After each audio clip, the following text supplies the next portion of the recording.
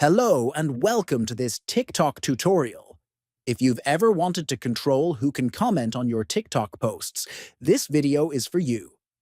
We'll walk through each step on an Android phone to help you adjust your comment settings.